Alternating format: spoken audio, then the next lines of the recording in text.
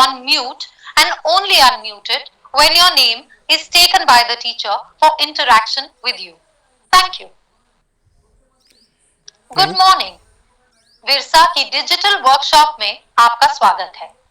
अब तक विरसा आपके स्कूलों में फिजिकल और फेस टू फेस वर्कशॉप आयोजित करता रहा है, लेकिन कोरोना वायरस महामारी के कारण हमारे गुरु फिजिकल वर्कशॉप करने में असमर्थ हैं।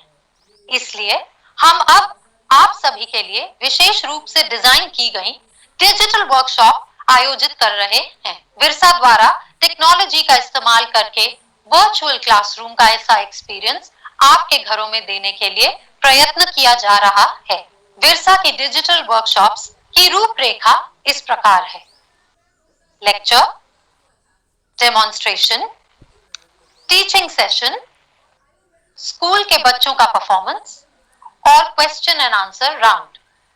कृपया ध्यान दें, वर्कशॉप के दौरान अपने डिवाइस के कैमरे को स्विच्ड ऑन ही रखें और कृपया अपने माइक को म्यूट पर रखें और केवल तभी अनम्यूट करें जब आपका नाम आपके साथ बातचीत के लिए शिक्षक द्वारा लिया जाए। धन्यवाद। बहुत बहुत धन्यवाद आप सभी का। ओके, नमस्ते बच्चों and teachers, very good morning आप सबको। और अभी हम लोग आपके साथ में एक थिएटर वर्कशॉप करने जा रहे हैं। सबसे पहले मैं आपको थोड़ा अपने बारे में बता देता हूँ कि मेरा नाम पंकज गुप्ता है और मैं बच्चों के साथ में थिएटर करता हूँ और काफी समय से बच्चों के साथ में थिएटर कर रहा हूँ। खासकर जो मेरा एक्सपीरियंस है वो थिएटर में, वो बच्चों के साथ में काम करने का रहा है।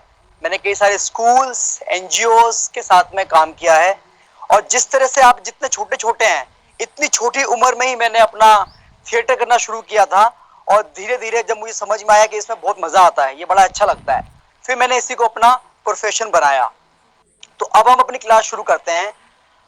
सबसे पहले मैं आपको थोड़ा सा थिएटर के बैकग्राउंड के बारे में बताना चाहता हूँ। थिएटर की शुरुआत कहाँ से हुई, कहाँ से सबसे पुराना थिएटर कौन सा है, तो ग्रीक है। शायद कुछ लोग जानते भी होंगे, कुछ लोग नहीं जानते होंगे। तो एक सबसे जो ओल्डेस्ट थिएटर माना जाता है वो है ग्रीक। जो शुरुआत मानी जाती है वो वहां से मानी जाती है, ग्रीक थिएटर से। ठीक है। सो वहां पे होता क्या था, इसको एक कहानी की तरह आपको बताने की कोशिश करता हूं मैं। एक तरीके की कहानी है, एक मिथ है कि बहुत पहले, मतलब 6th सेंचुरी बीसी की बात है, उसके आसपास की बात है, तब से इसकी शुरुआत मानी जाती है। और उस टाइम पे क्या होता था, जो उनके गॉड हैं उनकी वो पूजा करने के लिए उस टाइम के लोग गोल गोल सर्कल में ऐसे ऐसे गोल गोल सर्कल में घुमा करते थे और अपने गॉड की पूजा किया करते थे। एक बार क्या हुआ कि एक कोई इंसान वो एकदम उस गोल गोल जो सर्कल में घूम रहे थे उससे बाहर निकल गया और बाहर निकलने के बाद में उसने कुछ कहा, उसने कुछ एक्शन किया। शायद वो जो पूजा करते थे उसी के रिगार्डिंग उसने कुछ किया, लेकिन किसी को नहीं पता उसने क्या बोला, क्या कहा। पर जो बाकी के लोग, तो उनको वो बड़ा अच्छा लगा कि ये कुछ इंटरेस्टिंग है, इसमें मजेदार तरीके से इसने उस एक्शन को किया है। फिर बाकी के लोग धीरे धीरे उसको फॉलो करने लगे और जो पूजा किया करते थे अपने गॉड की, वो एक ड्रामे के रूप में धीरे धीरे होने लगी। अगर हम बात करें इंडियन थिएटर की, तो इंडियन थिएटर में जो नाट्य शास्त्र है वो सबसे मेन हमारा इंडियन थिएटर के हिसाब से माना जाता है, जिसको भरत मुनि जी ने लिखा था। और उसमें आपके डांस के रिगार्डिंग, रसास के रिगार्डिंग, सॉन्ग्स के रिगार्डिंग, एक्टिंग के बारे में बहुत बड़ा अथाह समुंदर है वो उसमें जानकारी का। तो जैसे जैसे आप थोड़ा बड़े होंगे आप समझेंगे कि उसको पढ़ के आप कितना कुछ जान सकते हैं। एक पूरा का पूरा क्या कह सकते हैं कि समुद्र है जानकारी का उसमें। ठीक है। और फिर अगर हम बात करते हैं इंडिया में अभी थिएटर, तो क्या है कि थिएटर के ना कई सारे प्रकार हैं अलग अलग।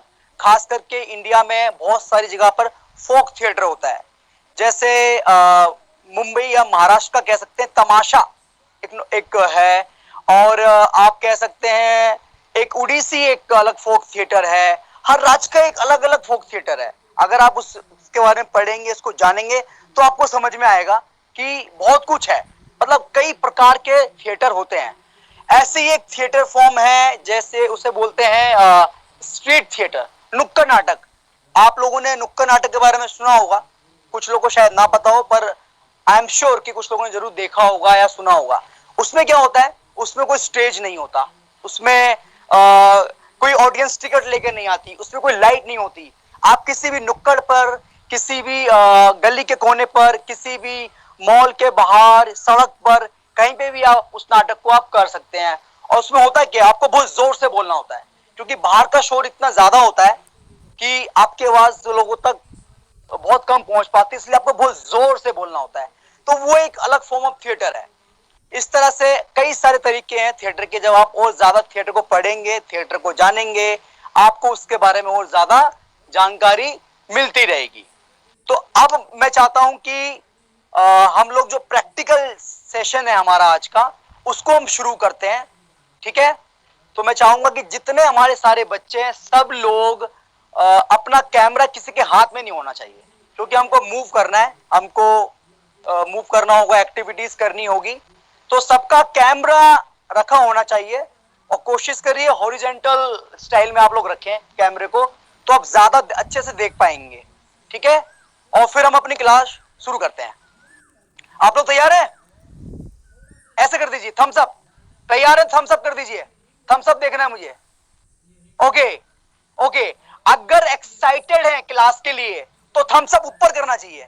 अगर एक्साइटेड हैं तो ऊपर ऊपर। ओके, एक्साइटेड है, okay okay okay okay okay okay okay okay okay, ठीक है। चलिए शुरू करते हैं, ठीक है। तो सबसे पहले आपको क्या करना है, सबसे पहले आपको हम लोग धीरे धीरे आगे बढ़ेंगे। आई नो कि आप लोग थिएटर वर्कशॉप करते रहते हैं, कुछ कुछ जानकारी आप लोग को होगी, कुछ कुछ चीजें मैं आपको बताऊंगा। जो जानकारी मेरे पास है उसको मैं आपके साथ में शेयर करूंगा, ठीक है। तो कुछ लोग को देख रहा हूं कि उबासी आ रही है। ओके ओके, ठीक है, ओके। चलिए, तो अभी आपको क्या करना है, सब लोग खड़े हो जाइए, सब लोग खड़े हो जाइए। आपको वॉक करना होगा, आपको वॉक करना होगा। और अभी आपको ध्यान से सुनना है। मेरी क्लास में मैं आपसे गुजारिश करूंगा कि जो मैं कह रहा हूं उसको ध्यान से सुने।